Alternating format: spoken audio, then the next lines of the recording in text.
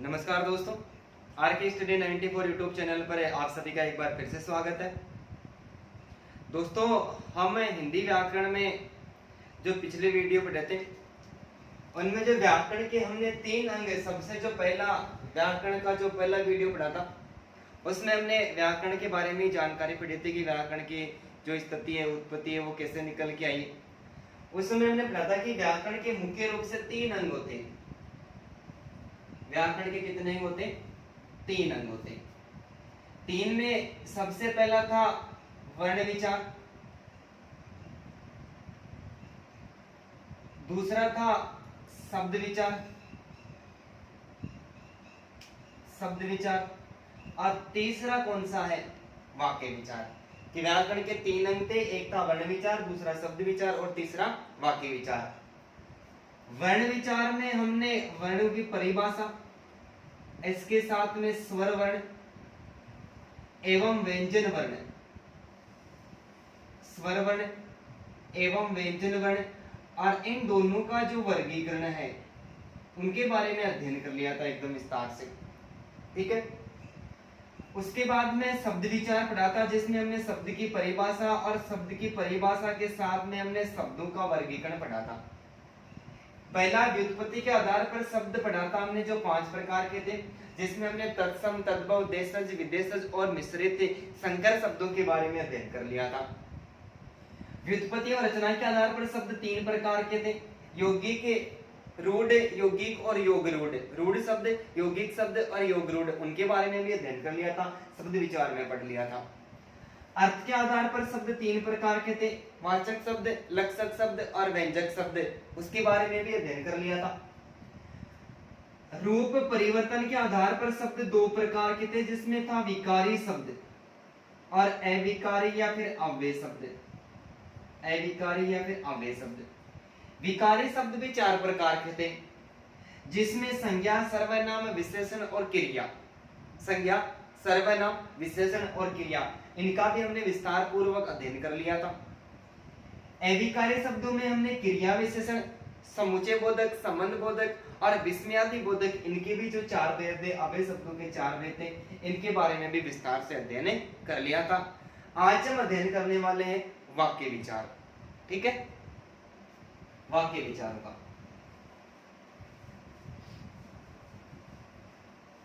सबसे पहले हम पढ़ते हैं वाक्य विचार की परिभाषा की। वाक्य किसे कहते हैं? वाक्य किसे कहते हैं?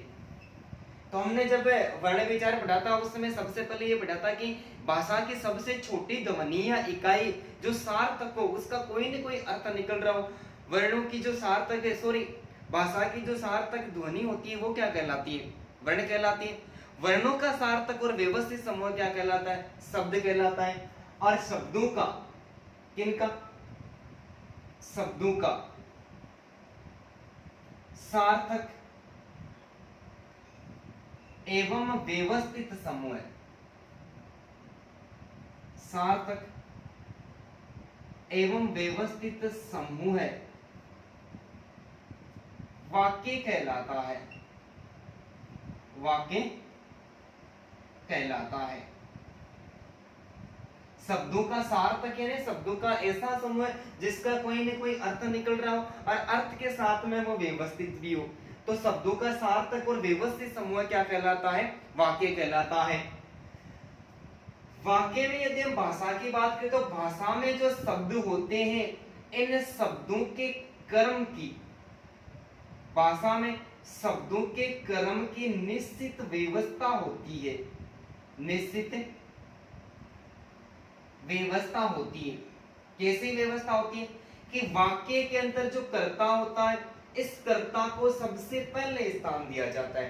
पहले नंबर पर कौन आता है? कर्ता आता है। कर्ता को सबसे पहले स्थान दिया जाता है। क्रिया सबसे अंत में लिखी जाती है।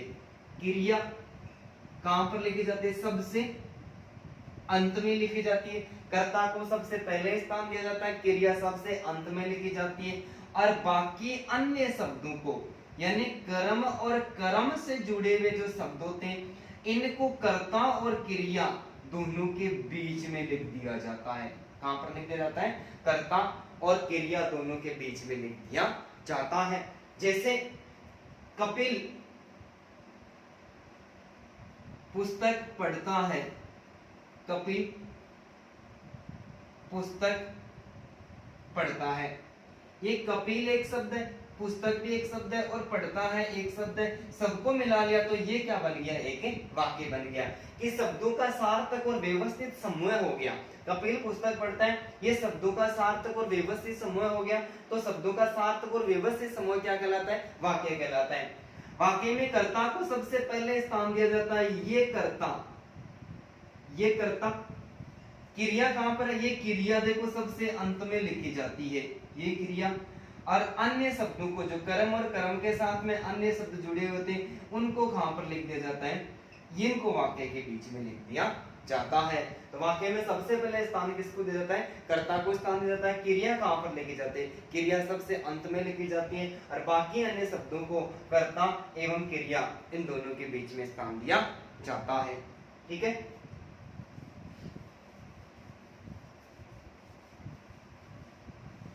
अब हम अध्ययन करते हैं इस वाक्य के अंग, वाक्य के अंग, वाक्य के अंग। वाक्य के मुख्य रूप से दो अंग माने जाते हैं। वाक्य के मुख्य रूप से कितने अंग माने जाते हैं, मुख्य रूप से दो अंग माने जाते हैं। इन दो में एक होता है उद्देश्य, एक होता है उद्देश्य और दूसरा होता है विधेय। एक उद्देश्य होता है और दूसरा विधेय होता है। वाक्य के कितने अंग मानेंगे, दो अंग मानेंगे। कौन कौन से, एक उद्देश्य और दूसरा विधेय। सबसे पहले हम अध्ययन करते हैं कि उद्देश्य किसे कहते हैं, उद्देश्य किसे कहते हैं। तो वाक्य में जिसके द्वारा, वाक्य में जिसके द्वारा कार्य किया जाता है, वाक्य में जिसके द्वारा कार्य किया जाता है उसको, एवं उससे जुड़े हुए, उससे जुड़े हुए अन्य शब्दों को, जुड़े हुए अन्य शब्दों को उद्देश्य भाग में शामिल किया जाता है। किसमें, उद्देश्य भाग में शामिल किया जाता है, उद्देश्य भाग में शामिल किया जाता है। ठीक है। वाक्य में जिसके द्वारा कार्य किया जाता है, अभी हमने बात करी थी कि वाक्य में कार्य किसके द्वारा किया जाता है, कर्ता के द्वारा किया जाता है। किसके द्वारा किया जाता है, कर्ता के द्वारा किया जाता है। तो वाक्य में जिसके द्वारा कार्य किया जाता है वो कर्ता, और उस कर्ता से जुड़े हुए जो अन्य शब्द होते हैं उन विशेष शब्दों को किस में शामिल किया जाता है, उद्देश्य भाग में शामिल किया जाता है। इस उद्देश्य के दो भाग होते हैं।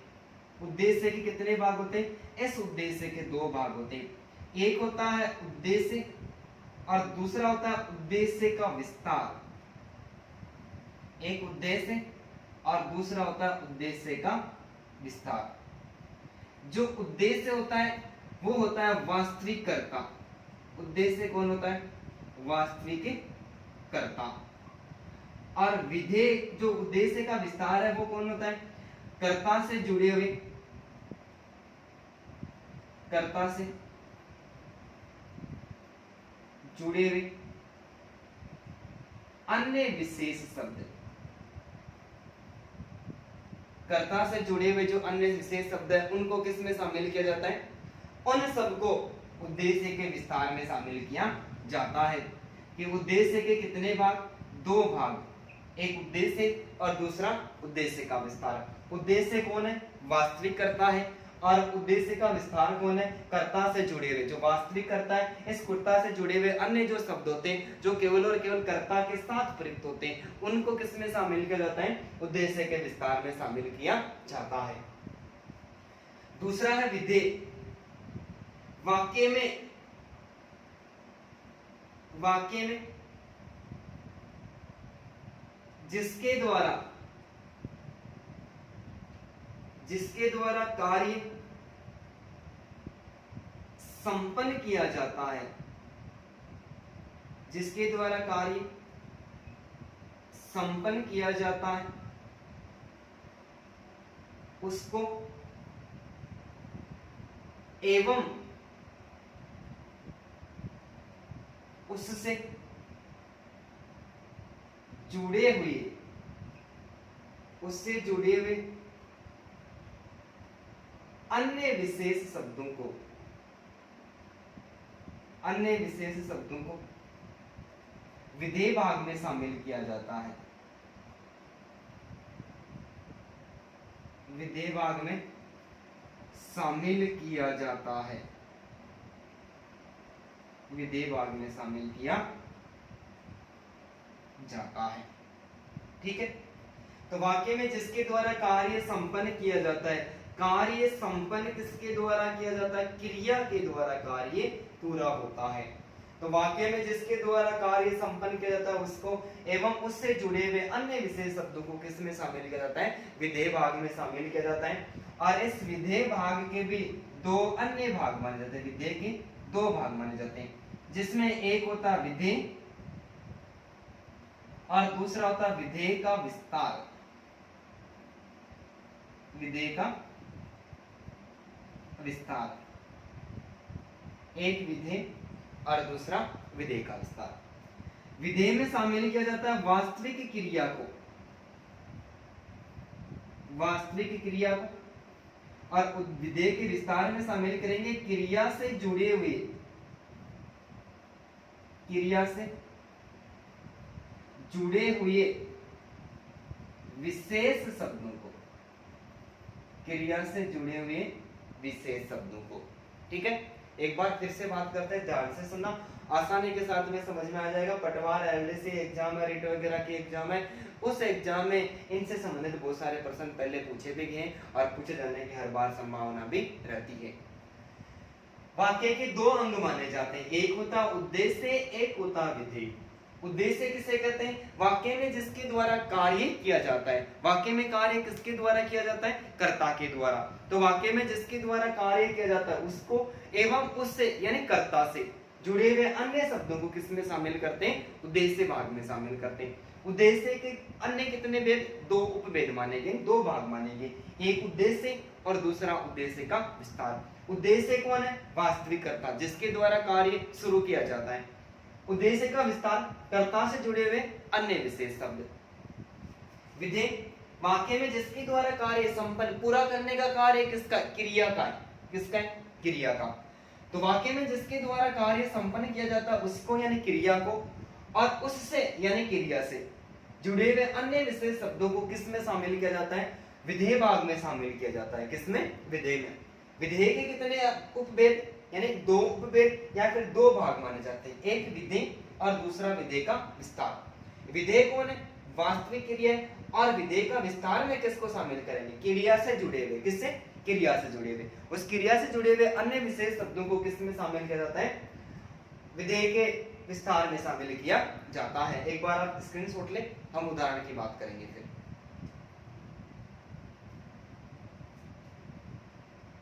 ठीक है, ओके।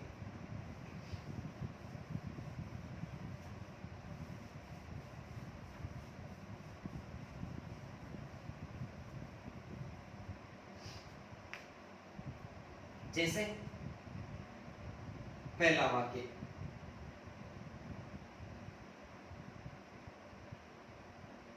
मेरी बहन एकता,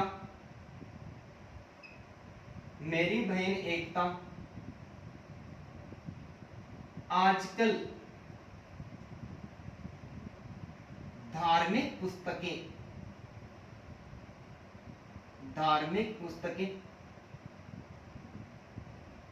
अधिक पढ़ती है। धार्मिक पुस्तकें अधिक पढ़ती है। अब हमें इसमें पहचान करनी है कि विधेय कौन सा है, विधेय का विस्तार कौन सा है। विधेय और विधेय का विस्तार, या फिर उद्देश्य कौन सा है और उद्देश्य का विस्तार कौन सा है। उद्देश्य में हमने सबसे पहले बात करते कि जिसके द्वारा कार्य किया जाता है उसको, यहाँ पर धार्मिक पुस्तकें पढ़ने का कार्य किसके द्वारा किया जा रहा है, एकता के द्वारा किया जा रहा है। किसके द्वारा, एकता के द्वारा। तो एकता क्या है, एकता उद्देश्य है, एकता क्या है, उद्देश्य। ठीक है, जिसके द्वारा कार्य संपन्न किया जाता है, कार्य संपन्न किसके द्वारा जा रहा है, क्रिया के द्वारा। पढ़ना क्रिया है तो ये पढ़ती है, ये क्या हो गया, ये विधेय हो गया। मेरी बहन एकता, यानी ये जो शब्द है मेरी बहन, ये किससे जुड़ा हुआ है, ये एकता से जुड़ा हुआ है। और हमें हमेशा ये याद रखना है कि जो उद्देश्य का विस्तार है वो उद्देश्य का विस्तार हमें कर्ता से पहले मिलेगा, और विधेय का जो विस्तार है वो विधेय और उद्देश्य दोनों के बीच में मिलेगा। तो ये क्या हो गया, ये उद्देश्य का विस्तार हो गया। किसका विस्तार, उद्देश्य का विस्तार हो गया, ये उद्देश्य का विस्तार हो गया। और आजकल धार्मिक पुस्तकें अधिक पढ़ती है, ये विधेय का विस्तार हो गया। किसका विस्तार हो गया, ये विधेय का विस्तार हो गया कि ये अन्य बातें ये किनसे जुड़ी हुई है, ये इस विधेय से जुड़ी हुई है। जैसे दूसरा वाक्य, हवा का तेज झोंका, ये वाक्य पहले पूछा भी गया। हवा का तेज झोंका, हवा का तेज झोंका सब कुछ उड़ाकर ले गया।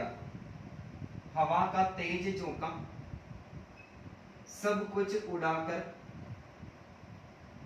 ले गया।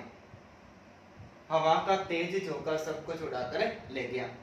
इस वाक्य में अब हमें सबसे पहले देखना है कि उद्देश्य कौन है, उद्देश्य कौन है।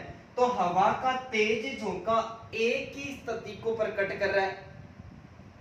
हवा का तेज झोंका, ये क्या है, ये उद्देश्य, यानी कार्य किसके द्वारा किया जा रहा है, हवा के तेज झोंके के द्वारा किया जा रहा है। तो ये क्या हो गया, उद्देश्य।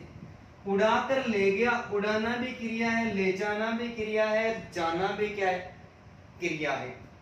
ठीक है, उड़ाकर ले गया, ये क्या हो गया, ये विधेय हो गया।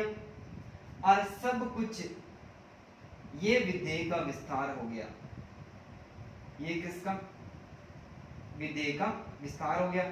इस वाक्य में कर्ता से पहले कोई शब्द है नहीं, तो उद्देश्य का विस्तार इस वाक्य में नहीं है। ठीक है, एक और वाक्य की बात करते हैं। युवराज ने एक ओवर में, युवराज ने एक ओवर में 6 छक्के लगाए। कितने छक्के लगाए, 6 छक्के लगाए। तो युवराज वास्तविक करता है, वास्तविक करता है, इसका मतलब ये क्या हो गया, ये उद्देश्य हो गया। लगाना, 6 छक्के लगाए, ये क्रिया है, ये क्या हो गया, ये विधेय हो गया। और ने एक ओवर में, ये किसका विस्तार है, ये विधेय का विस्तार हो गया। ये किसका विस्तार, ये विधेय का विस्तार हो गया। ठीक है, तो वाक्य के 2 अंग माने जाते हैं और दोनों के दो भेद माने जाते हैं। एक है उद्देश्य, दूसरा उद्देश्य का विस्तार, और एक विधेय और एक विधेय का विस्तार। तो ऐसा वाक्य देखकर हमें पूछ भी सकता है कि निम्न में से मेरी बहन एकता आजकल धार्मिक पुस्तकें अधिक पढ़ती है, इस वाक्य में उद्देश्य कौन है। विकल्प में हमें मेरी बहन एकता आजकल पुस्तकें या फिर पढ़ती है, ऐसे विकल्प मिल सकते हैं। तो वहां पर हमें चयन कर लेना, परिभाषा के आधार पर आप वीडियो को 2 बार देख लेना, आसानी के साथ में आपको समझ में आ जाएगा। ठीक है, स्क्रीनशॉट ले ले इसका भी। ठीक है,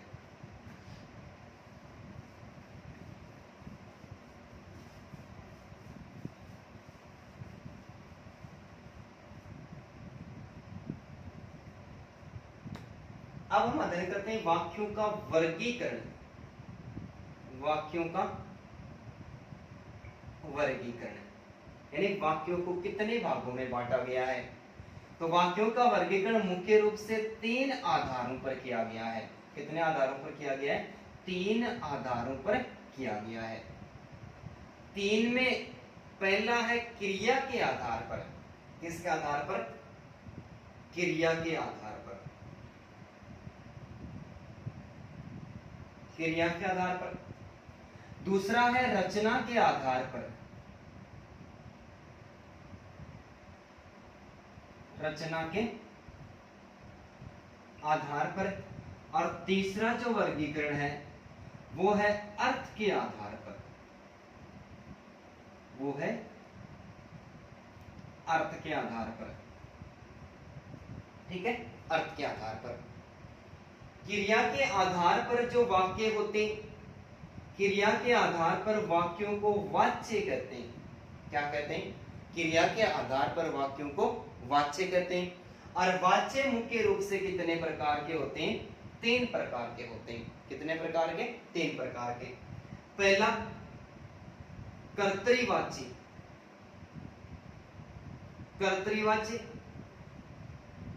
दूसरा कर्मवाची और तीसरा है भाववाची।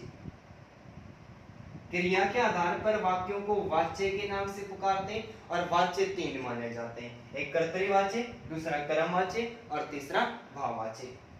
रचना के आधार पर वाक्य के 3 भेद माने जाते हैं। एक सरल या साधारण वाक्य, सरल या साधारण वाक्य। दूसरा मिश्र वाक्य, मिश्र वाक्य। और तीसरा है संयुक्त वाक्य। तीसरा संयुक्त वाक्य। ठीक है, रचना के आधार पर वाक्य 3 माने गए, सरल या साधारण वाक्य, मिश्र वाक्य और संयुक्त वाक्य। अर्थ के आधार पर वाक्य के 8 भेद माने गए। कितने भेद? 8 भेद। 8 भेद में सबसे पहला विधानार्थक वाक्य। विधानार्थक वाक्य, विधानार्थक, निषेधार्थक, विधानार्थक वाक्य, निषेधार्थक वाक्य, प्रश्नार्थक वाक्य, प्रश्नार्थक वाक्य, आज्ञार्थक वाक्य, आज्ञार्थक वाक्य, विस्मयार्थक वाक्य, विस्मयार्थक वाक्य, इच्छार्थक वाक्य, इच्छार्थक वाक्य। और 7वां है संदेहार्थक वाक्य, संदेहार्थक वाक्य। और 8वां है संकेतार्थक वाक्य, संकेतार्थक वाक्य। तो अर्थ के आधार पर आप वाक्य के कुल कितने भेद मानेंगे? 8 भेद मानेंगे। हम बात कर रहे थे वाक्यों का वर्गीकरण, एक बार फिर से बात करते हैं। वाक्यों का वर्गीकरण मुख्य रूप से कितने आधारों पर? 3 आधारों पर किया जाता है। पहला, क्रिया के आधार पर वाक्यों को वाच्य कहते हैं। वाच्य 3 होते हैं, कर्तृवाच्य, कर्मवाच्य और तीसरा है भाववाच्य। रचना के आधार पर वाक्य 3 प्रकार के माने जाते हैं, सरल या साधारण वाक्य, मिश्र वाक्य और संयुक्त वाक्य। और अर्थ के आधार पर वाक्य कितने मानेंगे? 8 मानेंगे। विधानार्थक वाक्य, निषेधार्थक वाक्य, प्रश्नार्थक, आज्ञार्थक वाक्य, विस्मयार्थक वाक्य और इच्छार्थक वाक्य, संदेहार्थक वाक्य और संकेतार्थक वाक्य। धन्यवाद दोस्तों। नेक्स्ट वीडियो में इन वाक्यों में सबसे पहले हम कर्तृवाच्य, उसके बाद में सबसे पहले क्रिया के आधार पर वाच्य, फिर रचना के आधार पर और फिर अर्थ के आधार पर जो वाक्य, उनका नेक्स्ट वीडियो में हम विस्तारपूर्ण अध्ययन करेंगे। धन्यवाद दोस्तों। दोस्तों, आपने अभी तक हमारे चैनल को सब्सक्राइब नहीं किया तो आप सबसे पहले सब्सक्राइब करें, साथ में बेल आइकन बटन को दबाना बिल्कुल भी नहीं भूलें। आप घंटी को दबाएं, ऑल पर क्लिक करें। हर वीडियो की नोटिफिकेशन यूट्यूब पर वीडियो अपलोड करते ही सबसे पहले आप ही के पास में पहुंचेगी। आप वीडियो को लाइक करें और ज्यादा से ज्यादा शेयर करें। और फिर कोई गलती वगैरह होती, कोई वीडियो में कमी रहती है तो आप कमेंट बॉक्स में जरूर कमेंट करें।